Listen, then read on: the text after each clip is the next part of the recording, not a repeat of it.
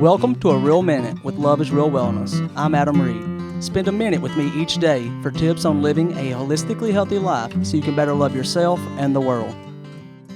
The first thing that happens is whenever somebody figures out that I'm colorblind is I get put into the colorblind test. Like, what color is my shirt? What color are my shoes? What color is all these things around us? And then they'll eventually say, what color do you see? And I try to explain by, like, in a paint program, there are 48 blocks of color. I may see like 5 or 6. And you see all these different colors here. I just see 2 or 3.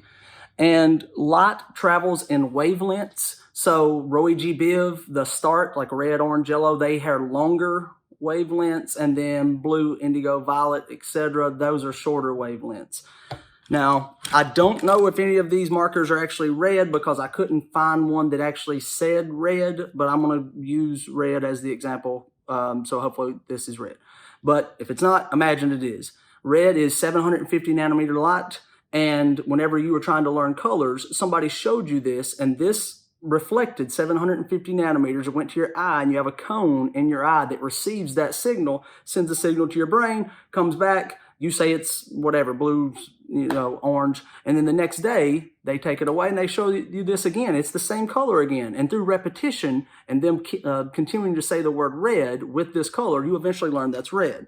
And they do that with all of these different colors like this, and every single time that you see one of these, a different wavelength is coming to your eye. You have a different cone that picks up that color, and you're able to interpret all these differences. Well, the problem for me is all of these are exactly the same. So if they show me this one day, and this the next day, and this the next day, I can never learn those colors because they're all the same to me. So I know that you would use the words red, purple, pink, maroon, something like that, but to me those are all one thing. So I can't describe my color blindness to you because in my world your colors don't exist, and in your world my colors don't exist. There's some kind of mixture of the things you see, not any actual color that is there. So it's not purple, it's not red, it's not pink, it's some kind of conglomerate of all those. And the same is true with depression. If you've never been depressed, then depression doesn't exist in your world. So when somebody tries to explain it to you, it's not your fault that it's hard to pick up or hard to understand. When they say words like hopelessness, you think you can understand those words. You understand what they mean in English, or despair, or broken. But unless you've actually been through that, then your interpretation of those words cannot be the same. Tune in tomorrow. I'll tell you what depression actually is.